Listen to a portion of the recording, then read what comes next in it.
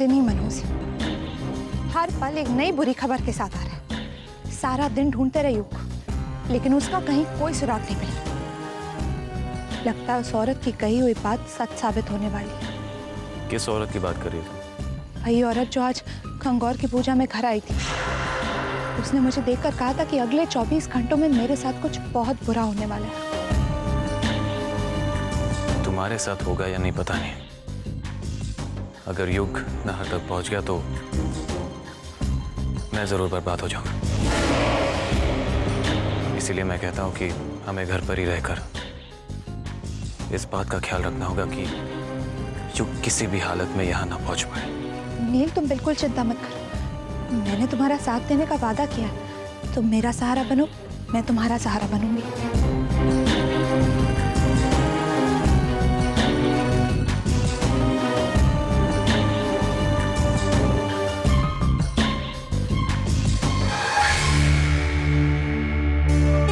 जब तक नील आया मैं नाहर से मिलकर उसको सच्चाई नहीं बता सकता। मुझे कहीं छुपकर सही मौके का इंतजार करना होगा। सलोनी, समर की बातों को दिल पर मत लगाओ। उसे चिंता है तुम्हारी। जहां प्यार होता है वहां नाराजगी भी तो होती है ना। लेकिन वो ऐसा ये नाराजगी क्यों? अपने परिवार के लिए लड़ना कैसे गलत हो सकता है? बिल्कुल नहीं हो सकता। तुम उस घर की बहू हो। तुम्हारा कर्तव्य है कि तुम उस घर की ढाल बनकर रहो। सलोनी, चलो खाना खा लो। आप लोग शुरू कीजिए, मैं आती हूँ। जल्दी आना, मैं इंतजार कर रही हूँ।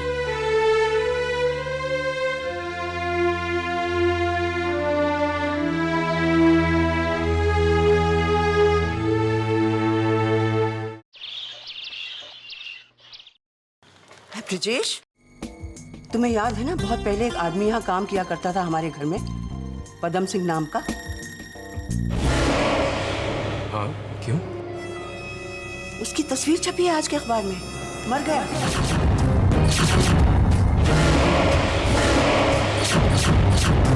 यहाँ लिखा है म्यूनिसिपैलिटी वालों को उसकी लाश लावारिस पड़ी मिली किसी गटर में।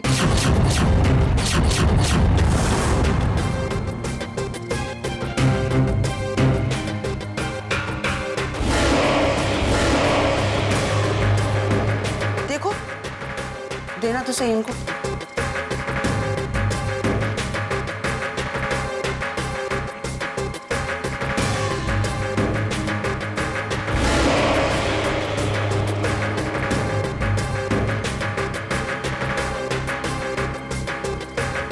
हाँ बाबू, तो ये वही। सच देखा ब्रिजेश, इसे कहते हैं ईश्वर का न्याय। इंसान के अच्छे बुरे कर्मों सबका फल यही मिल जाता है। क्या हो जाए कोई कुछ नहीं कह सकता। आज उसके दाह संस्कार के लिए लकड़ियां देने वाला भी कोई नहीं। अखबार में लिखा है कि म्यूनिसिपैलिटी वाले उसका अंतिम संस्कार करेंगे।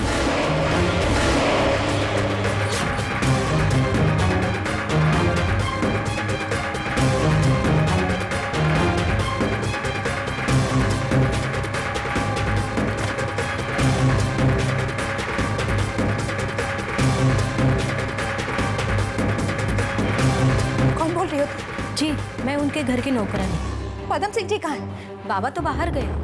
कहाँ गए, कुछ बताया उन्होंने? पता नहीं, पिछले 2 दिनों से उनका कोई समाचार नहीं है। इसका मतलब वो यहीं आ गए होंगे मुझसे मिलने। इसका मतलब ये न्यूज़ भी सही है।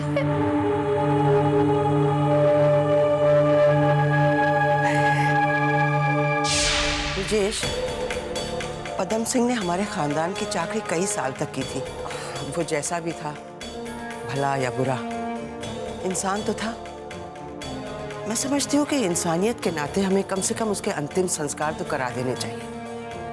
पुण्य का काम है ना, हमें पीछे नहीं हटना चाहिए। ये आप क्या कह रही हैं भाभी? आप अच्छी तरह से जानते हैं कि क्या सलूक किया उस आदमी ने हमारे खानदान के साथ। ऐसे आदमी की शक्ल तो उसके मरने के बाद भी नहीं देखनी चाहिए। और आप मुझसे कह रही हैं कि... ऐसा नहीं कहते ब्रिजेश। वो तो उसके कर्म थे जो उसके साथ खत्म हो गए। उसके आगे पीछे तो कोई है नहीं, एक हम ही हैं उसकी पहचान वाले। तो उसके अंतिम संस्कार तो हमें करा देने चाहिए।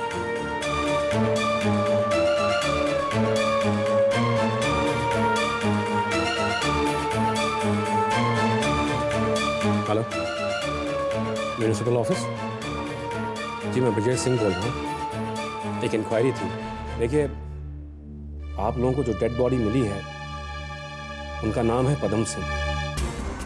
वो हमारे खानदान के जान पहचान के हैं। हम चाहते थे कि अगर आप बॉडी हमें सौंप दे तो फिर इज्जत से हम उनका अंतिम संस्कार कर सकेंगे। क्या हमें मोक्षधाम आश्रम ले जाया गया उनका अंतिम संस्कार करने के लिए? कहाँ जा रही हो देविका? वो कुछ जरूरी काम था बाहर का, मैं जल्दी लौटाऊंगी।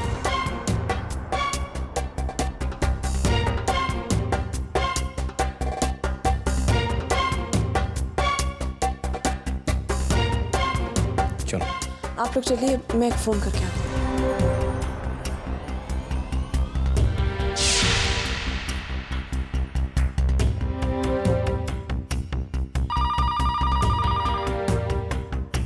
हाँ भाभी साहब, क्या हुआ? सब ठीक हो रहा है ना? हाँ, जैसे सोचा था सब वैसे ही हो रहा है। देविका घर से निकल चुकी है, हम भी उसके पीछे जा रहे हैं। तुम जल्दी से आ जाओ। हाँ, मैं अभी आती हूँ। Okay, bye.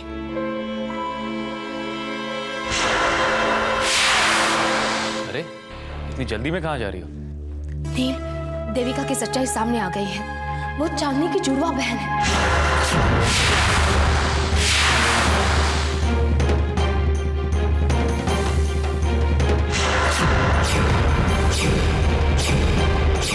आज देविका के झूठ से पर्दा उठ जाएगा। लेकिन सलोनी, नील, ज्यादा बात करने का वक्त नहीं है। मुझे जल्दी शमशान घाट पहुंचना होगा। चलते हैं।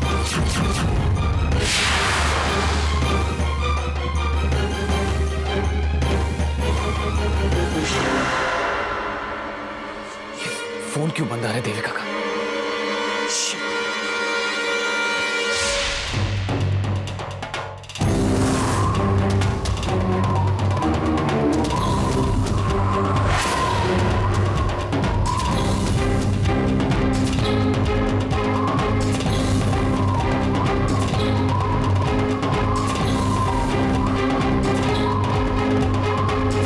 वो मेरे पापा पदम सिंह जी की पदम सिंह की चिता वहाँ पे।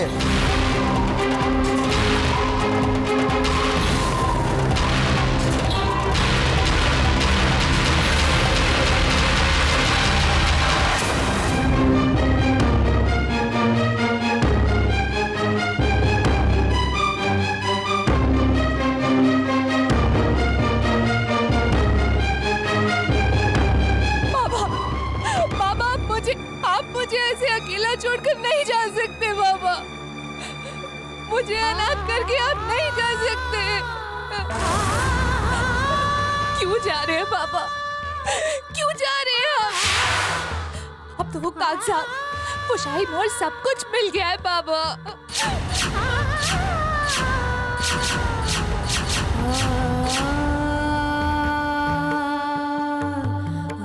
अब आज आप खत्म नहीं हुए, आज मेरी जिंदगी खत्म हुई है। बाबा आपकी चांदनी आपको बुला रही है। बाबा आपकी चांदनी आपको बुला रही है। बाबा आपकी चांदनी आपको बुला रही है। बाबा आपकी चांदनी आपको बुला रही है।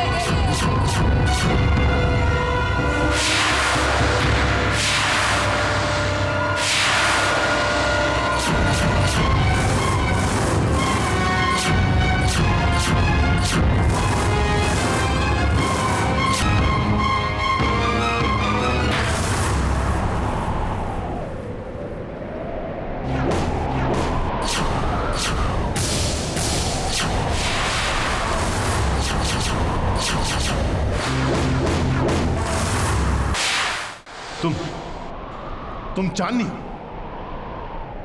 तुम्हें देविका समझकर मैंने सारी दुनिया को गलत ठहराया। तुम्हारी वजह से मैंने अपने भाई साहब, अपनी भाभी साहब, मां समान भावों को झूठा साबित किया और तुम्हें सच्चा माना। और तुमने मेरे साथ ये खेल खेला? तुम जिसकी वजह से मैंने अपने परिवार पर विश्वास नहीं किया, और तुमने इस तरह मेरा विश्वास तोड़ा। अनाथ बनकर, देविका बनकर तुमने मेरी हमदर्दी हासिल की, लेकिन तुम देविका नहीं, तुम चांदनी हो, चांदनी। वो चांदनी जिसकी वजह से मैं खुद को कातिल समझकर बरसों तक पश्चाताप की आग में चलता रहा। क्या कुछ नहीं सहा मैंने तुम्हारी वजह से। कैसी औरत हो तुम? नहीं, तुम्हें औरत कहना दुनिया भर की औरतों की मासूमियत और सच्चाई पर दाग लगाना।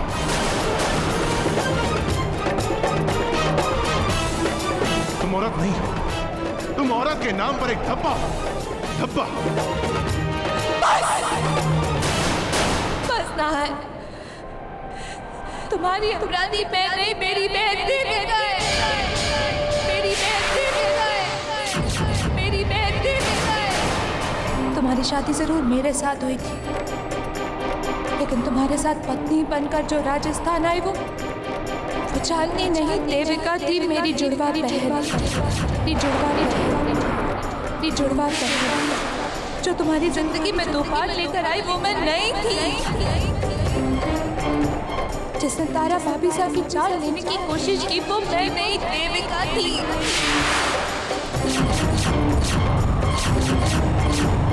जिसने तुम्हारी जिंदगी का सुख चैन छीन कर तुम्हारी जिंदगी नर्क बना डाली वो देविका थी, चांदनी नहीं।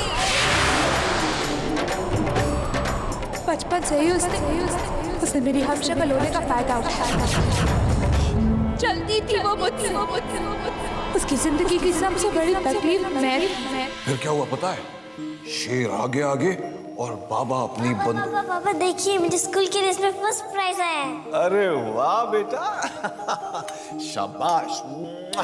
अभी पिछले हफ्ते भी तो तूने कोई इनाम जीता था। वो तो डांस का था पापा, आप भूल भी गए। अब तो लगता है तेरे इनामों को रखने के लिए बाबा को एक अलग से कमरा बनवाना पड़ेगा। मैडम सिंह जी। कौन है भाई? बेटा लगता है हमसे कोई मिलने आया है, हम अभी आते हैं। इसी तरह इनाम जीतती रहना। शाबाश। मैडम सिंह जी है क्या? हाँ भाई, आ रहे हैं, आ रहे हैं। अरे ये तो मेरा है। नहीं, ये तुम्हारा नहीं, ये मेरा। तुम इसे हाथ लगाने की कोशिश भी मत करना, समझी? मुझे दे दो देविका, नहीं तो मैं बाबा को बता दूंगी। तुम बाबा की डर से मुझे धमकाती हो। चल हट। बाबा! बचपन से ही वो जिद्दी थी, गुस्सैल थी, और कोई भी चीज पसंद आ जाए तो उसे पाने के लिए किसी भी हद तक जाने को तैयार। इसी तरह हम लड़ते झगड़ते बड़े हुए, और साथ ही देविका की ख्वाहिशें और सपने भी। पापा जेल में थे, हम दोनों बहनें एक दूसरे के सहारे थे।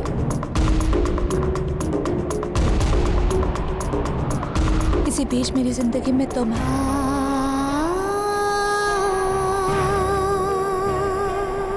और मैं तुमसे प्यार करने लगी। मैं इस बात से बिल्कुल अनजान थी कि देविका ब्रजेश जी को चाहने लगी है।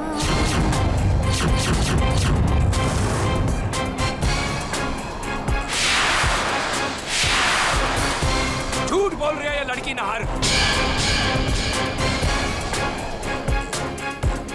जो लड़की खुद को मेरी चाहत में पागल कहती थी, जो लड़की मुझे हासिल करने के लिए तुम्हारा हाथ थामकर इस घर में आई थी, वो चांदनी थी, देविका नहीं नाहर। मैं जानती थी आप यही कहेंगे, लेकिन देविका ने हमेशा मेरी हमशक्ल होने का फायदा उठाया। जिस भी सिचुएशन में उसे रिस्क दिखाई थी, उसने अपने आप को चांदनी बताया। गलतियां देविका करती थी और सजा मुझे यानी चांदनी को भुगतनी पड़ती थी। नमस्ते जी, मैं नंद किशोर जौहरी। आइए बैठे। नहीं जी, मैं जरा जल्दी में हूँ। वो जो नेकलेस आप मेरी दुकान से लेकर आई थी, मैं बस उसी का पेमेंट देने के लिए आया था। जी माफ कीजिएगा, लेकिन मैंने आपकी दुकान से कोई नेकलेस नहीं लिया। इनफैक्ट मैं तो पहली बार मिल रही हूँ आपसे। आप भूल रही हैं, उस दिन आपके पास कैश नहीं था और आप अपना क्रेडिट कार्ड घर पे भूल आई थी और आपने ये भी कहा था कि मैं कल पैसे दे दूंगी। अच्छे खानदान की लगती हैं इसलिए मैंने वो नेकलेस आपको दे दिया। ये देखिए, ये बिल है जिस पर आपने साइन किया था। नाम तो मेरा ही है, लेकिन मैं सच कह रही हूँ। मैं ना तो कभी आपकी दुकान पर गई और ना ही मैंने कोई नेकलेस लिया, और ये सिग्नेचर्स भी मेरे नहीं हैं। वाह, सोचा भी नहीं था कि ऐसी भोली सूरत की आड़ में लड़कियां इतनी घिनौनी हरकत करेंगी। आप मेरे पैसे शराफत से दे रही हैं या मैं पुलिस स्टेशन जाऊं? देखिए, जब मैंने कहा आपसे कि मैंने आपसे कोई नेकलेस नहीं लिया तो मैं पैसे क्यों दूं? ठीक है, तो मैं पुलिस स्टेशन जाता हूं और आपके खिलाफ धोखाधड़ी का मुकदमा दर्ज करता हूं।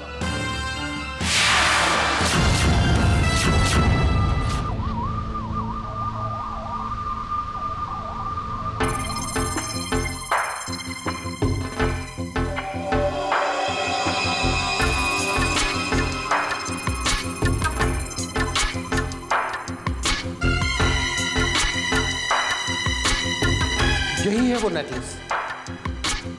अच्छा, तो वो आप थी जो मेरी दुकान पर आई थी।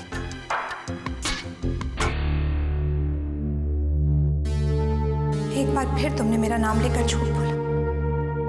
इस ज्वेलर को ही धोखा नहीं दिया, मेरे सिग्नेचर्स करके मुझे। ओ प्लीज, तुम क्या कह रही हो मेरी समझ में कुछ नहीं आ रहा। और हाँ, मैंने किसी को तुम्हारे नाम से चीट नहीं किया। ओके देविका, इनके पास बिल है, उस पर तुम्हारे सिग्नेचर्स भी हैं।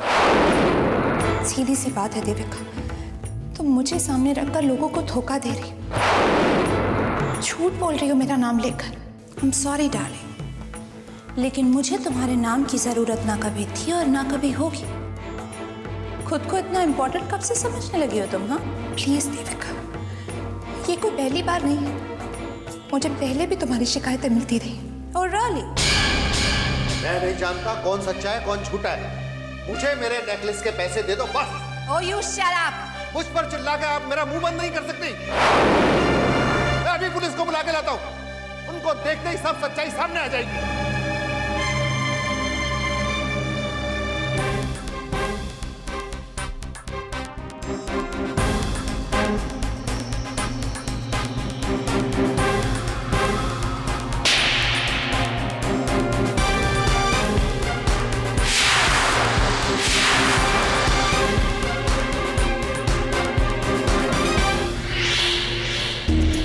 इसीलिए उसने आपको अपना नाम चांदनी बताया, ताकि अगर कोई भी प्रॉब्लम हो तो मुसीबत मुझ पर आए।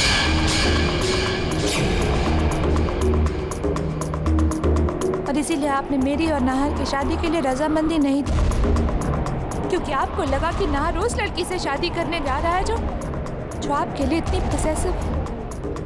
मैंने और नाहर ने शादी कर तो ली, क्योंकि हम एक दूसरे से बहुत प्यार करते थे, लेकिन नाहर का कहना था कि शादी भले हमने आपकी मर्जी के खिलाफ की, लेकिन आपका आशीर्वाद लेना जरूरी है। नाहर किसी भी कीमत पर आपकी नाराजगी दूर करना चाहते थे, इसीलिए जैसे ही इन्होंने मुझसे राजस्थान चलने को कहा, मैं तुरंत मान गई और इसीलिए अपना बैग सामान वगैरह लेने घर गई।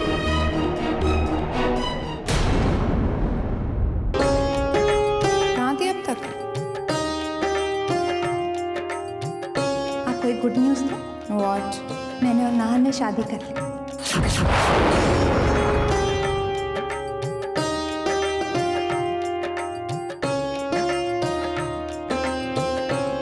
Congrats, thank you. और अब हम राजस्थान जा रहे हैं नाहर की फैमिली से मिलने।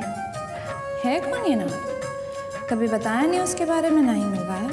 आप देखेंगे उसे, अभी दिखा दो। एक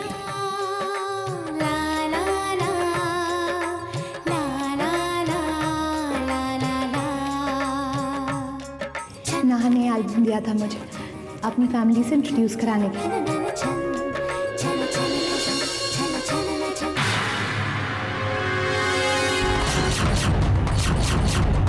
ये ब्रिटिश नाहर के बड़े और ये है नाहर। Please handsome no. अब मुझे निकलना होगा। आप ये एल्बम देखिए, मैं अपना सामान वगैरह पैक कर लेती हूँ।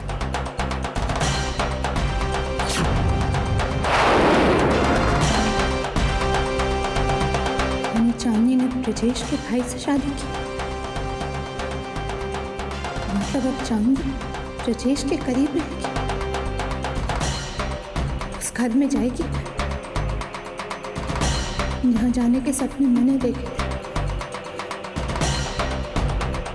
लेकिन ब्रजेश की बेरुखी ने मेरे सपने पूरे नहीं होने दिए। नहीं, चांदी को इस घर में जाने का कोई हक नहीं है जहाँ मुझे होना चाहिए।